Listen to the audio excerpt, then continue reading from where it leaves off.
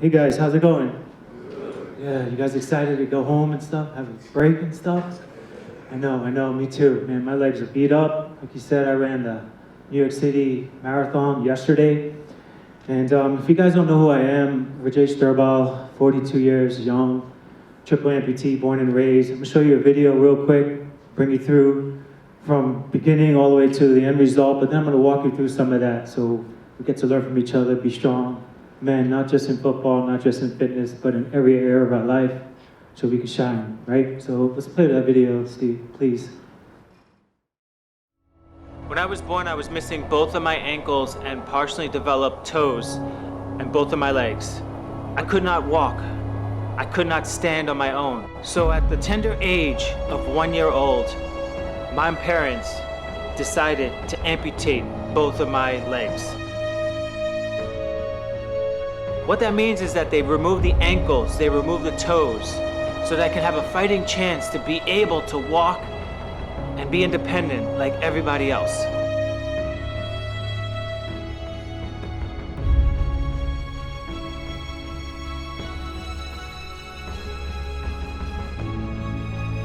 I got my first prosthetics a year and a half old. I didn't know how to put them on. I didn't know how they worked. All I knew is that I was determined. I was determined to figure it out and to walk. For 6 months, I stayed in a half-body cast. And at a year and a half old, they took it off and I was totally healed.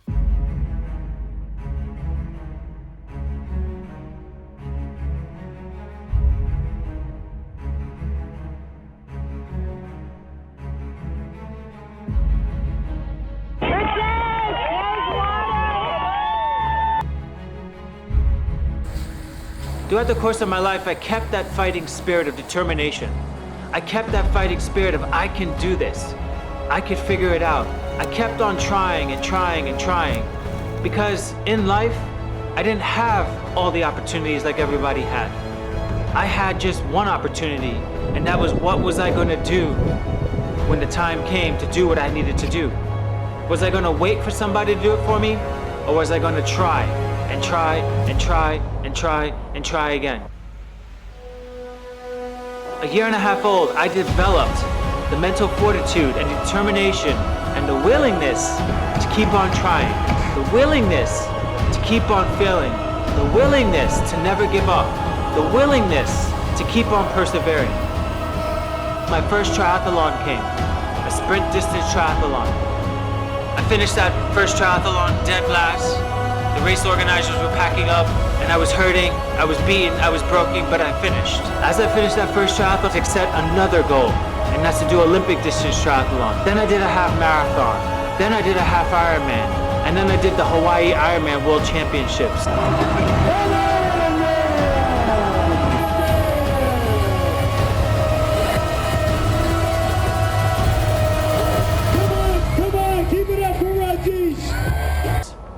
So from the very beginning of my first 5K to the Hawaii Ironman World Championships was just over a year and a half. And that's it, game over. It's pretty impressive, right?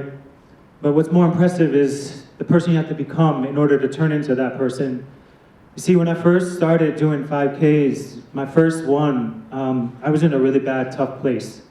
Mentally, physically, emotionally, spiritually. Didn't believe in myself, really broken, hurting person. Deep down inside, I was hurting, I was screaming out. But as we know, we have to put on this show. We got to put on a show that we're strong. We can't show vulnerability. It's hard to connect with people ourselves because we just have to be this way. And for the beginning part of my life, up to 28 years old, I was hurting so much that I hid my entire body from everybody. Not even my closest friends knew I had missing legs. My employers didn't even know I was missing legs. They knew I was missing a hand because they could see that. But the legs you can hide with jeans. And throughout the course of growing up, I wanted to commit suicide, and I tried it a few times. Now, you don't have to actually go out there and do it, but you can do it in other ways by hurting yourself, by just making this story up in your mind, like I'm never going to be good enough, or I'm just going to live this really reckless lifestyle on this side, just quietly hurting yourself, but because you really, really don't believe in yourself and you're really hurting, so you do things that are stupid, and you're just trying to just get through, but it's really your pain that's going out in the other areas. And I did that. I smoked cigarettes.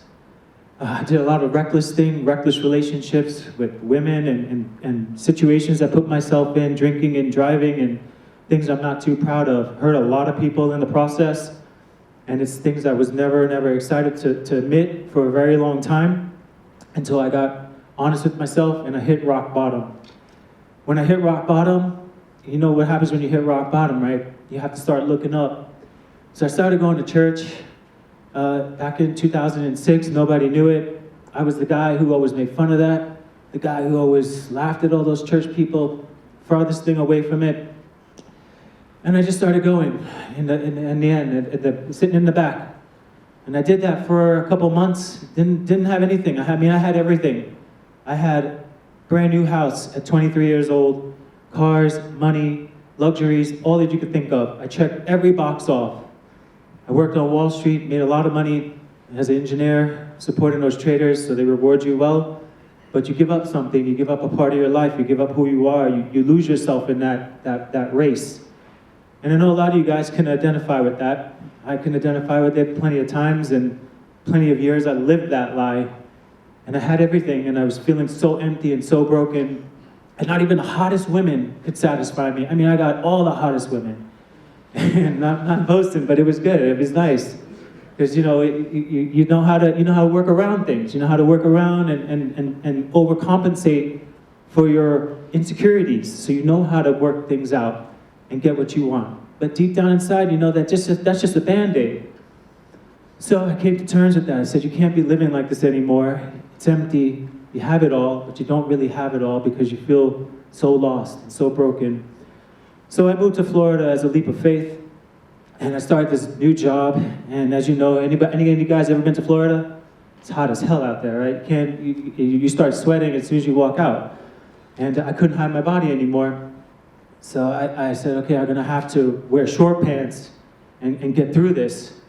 And let me tell you, that was the hardest thing for me to do, honestly, emotionally, to wear short pants and to show my legs and be exposed, vulnerable for the very first time at 28 years old.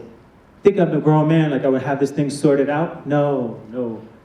I felt like a little kid. You know, a little kid, they're so insecure with themselves, they don't know what they're doing. That's exactly what I was.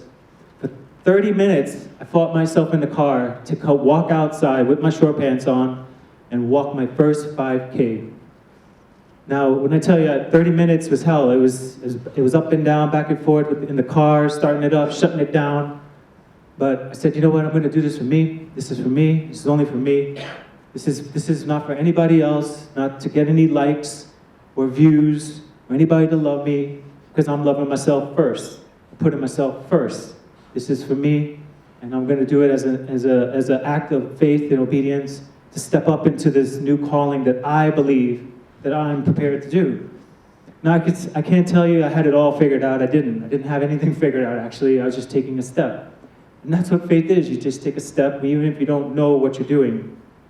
You saw some of that in the beginning. You know, the doctors didn't know anything. They didn't know how to treat me. Like I said, I'm 42, so we didn't have the internet. I was born in 1977. They had none of the stuff that you have now. So they were just winging it, and my parents were winging it, and I was winging it. So I walked the first 5K. I was beat up, battered, messed up, but I was like, man, this is great. I worked out some issues within me first. And I realized for the very first time that people are not judging me as much as I'm judging myself.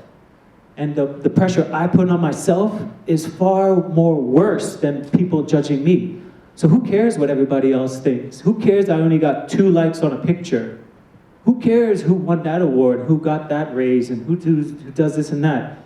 Who am I, and who do I want to be as a man, not a guy that's performance-based, which I was, checking those check boxes off. Getting hot girls, nice car, all that money, house, all that stuff. Who am I as a person? Take that all away, who am I? Can I be happy with me? Can I be at peace with myself? I started asking those hard questions, and all the truth started being uncovered. And all of those self-inflicting judgments and lies we keep on telling ourselves. Like, you know, we all do it. We all do it. I'm not good enough. Oh man, I'm not fast enough today. Everything hurts today. I had a bad performance. You know, oh that my business sucks over here, or I'm fighting with my girlfriend over here, and how come they have such a great marriage? You know, we do it all the time. But who are you as a person? And how are you going to develop as a person to be the best person that you can be for your communities, for your family, your mom, your dad, anything that means something to you outside of external validation? Okay, so first validate yourself before you go out there and get people to validate you. That's number one. That's what I did. Okay, I'm going to show you another side. Number two, I show you a picture there. Now, okay, before we do that, that's a video, I think. Anybody know what the Ironman is? Anybody know what the Ironman is? 140 miles, swimming, biking, and running all in one time. Okay, you saw the end video. That for a year and a half, that was my first Ironman. I did that. I went back and did that thing again. And then this year, 18 days ago, I did it again. But this time, I did it in over 17 hours because I had some serious issues. I was all messed up, guys. But it doesn't matter. So I'm going to show you this video. I think that's the video. Yeah, you can play it, Steve.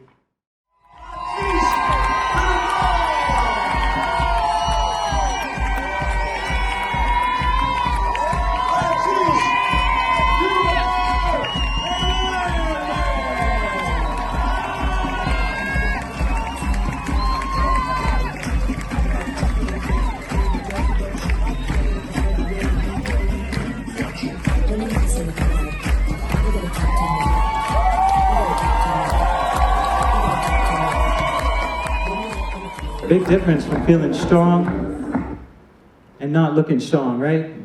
See that difference between the first video and the second video at the end? That's the same finishing line. One was in 2011, this one's in 18 days ago, basically.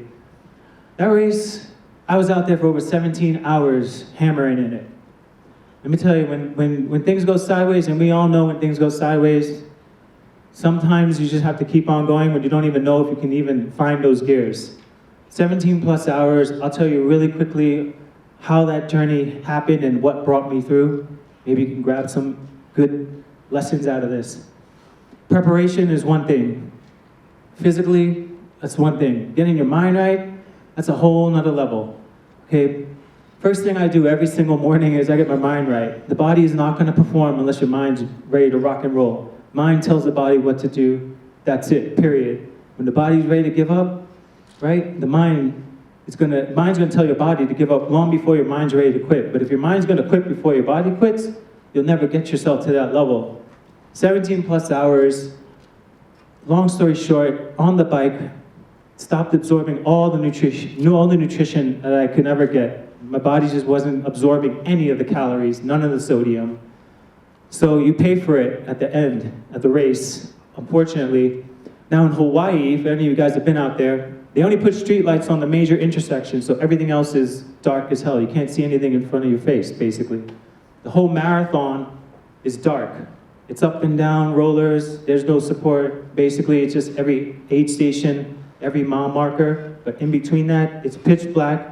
It's you versus you. There is no cheering squad. There is no pump-up music going on in your ear. It's your thoughts, and it's you getting to the next aid station, or one foot in front of the other, for me. When I got to every aid station, all I kept on saying is, Rajesh, you're a champion, man. You can do this. One foot in front of the other. So what, you're not running. One foot in front of the other. You don't quit no matter what. Even if you go in an ambulance, that's the only way you're getting out of this. That's everything in life for me. Okay, and it's not just in sports, that's everything in life. With my family, my finances, my relationships, and me. It's the level I set for myself. Because outside of sports, we all know it. You have a great win, you achieve a great high, and how many one of us have gotten to this pinnacle of where we are in our lives, in our minds, our goals, and we get there and we're like, is this all that there is to it?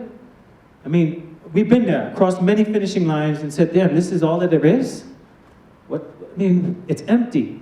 So the level of expectation and the commitment and determination and level of the word I'm looking for, the level of, I can't think of the word, just had it.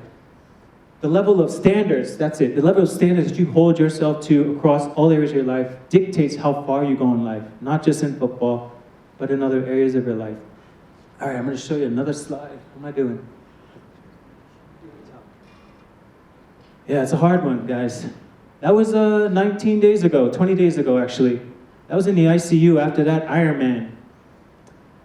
So over 17 hours, you push your body to another level where, man, you go into some deep, dark places, but the mind, like I said, is stronger than what your body can take you. When I crossed that finishing line, as you saw, my girlfriend and one of the handlers grabbed me because she actually walked me the last 3 miles, and I was delusional. I was walking all zigzag. Because there comes a point where you lose so much sodium that your brain starts swelling and you become delusional. And like I said, I wasn't absorbing anything. And walking with run blades is 1,000 times harder than running with them, or even just walking with regular prosthetics that I have on right now. So I ended up in the ICU. They put me in the ambulance and did the whole 9, and I finally came to, and I said, "Where am I?" And they're like, "You're in the ICU." I'm like, "How long have I been here?" Like 2 days. I'm like, "What?" I was totally out of it. And I'm like, "Well, tell me what was going on. What's going on?" They're like, "Well, you had brain swelling. You were not responsive. You were not answering any questions. Anything that they did, you were not communicating properly. You were just out of it. You were on a whole other planet." I lost 11 pounds after that race. 11 pounds is a lot. I don't have a lot to lose to begin with. 11 pounds.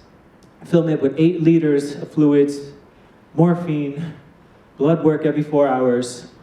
And I share that with you because that's real life. That happens. One moment you're great, next moment you're sidelined, you're out. But it doesn't matter what happens here. What matters is what you're doing and the level of expectations and commitment you have for yourself as a person. Training your mind, training yourself to follow through when it doesn't make sense, follow through when you're just so tired and you're beaten up and you're broken and you want to quit, but you go another round, you go another mile, you swim another lap, you keep on going. That's what really matters. That happens when you don't want to come home because you know there's an argument waiting for you. Let's make it real, guys. Or you don't know how to pay that bill because you didn't get paid yet. We've all been there. Or people that say, "No, you're not good enough. You're never going to be good enough. And we got to let you go." They did that to me plenty of times. But how far you're going to keep on going comes from you, and it comes from your self-belief and how much you can handle and how much you're willing to go and do. And I'm not saying it's going to be easy, as we know. It's not easy. So I signed myself out of that ICU. I was like, "To hell with this. I'm getting out of here." I'm like, "Doc, am I okay?" He's like, "Yeah, you're answering my questions. You're talking, you're holding a conversation with me. You're fully in the moment now. Okay, we could sign you out. We just got to do a couple more tests of blood work, make sure your sodium levels and all that stuff is good." Signed myself out. A week and a half later, I was back to running again. I was like, "To hell with this. Nobody going to tell me what I can and can't do. I didn't come this far to just only come this far." Okay, and that's with everything. I took a week off. A week and a half later, started running again. And then I started back with all the business and all the other stuff that I had going on. It's not just in sports, every other area of my life. Building the brand, building the business, communicating with people, talking to people, all those things to get new ideas, new creativity out, new opportunities to come forward. All right, next slide. How we doing? This time here. It's all off on me. All right, so like I said, I did the New York City Marathon yesterday. Everybody was telling me, "You're crazy, Rajesh, you're crazy." Yeah, I am kind of crazy. You kind of have to be crazy if you're going to commit all the way for the long haul in your life. Because after sports, what are you going to do? I was injured plenty of times. What are you going to do after that? So I went and I did this marathon. I said, I'm gonna rise up to the occasion and know what I know within myself, that I'm going to make this happen through faith and determination. That was 4.5 hours running, and things were not perfect at all. It was not perfect at all. The legs were all messed up, swollen, beat up. At the end, I took them off and pouring blood out of the one of the legs, and the other one was totally numb from running the whole time. But you look at it and you're like, okay, it's all beat up, it's all broken, everything hurts, but that's part of life. It's supposed to hurt. Everything's supposed to hurt. That's why we're here.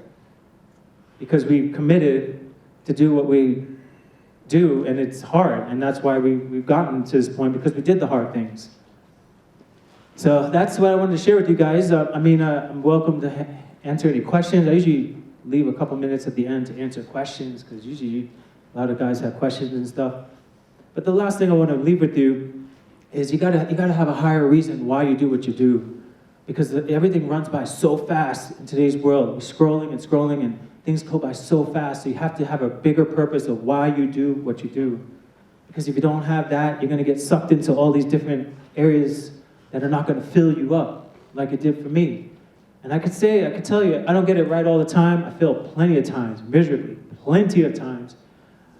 I treat people wrong. I feel bad about it.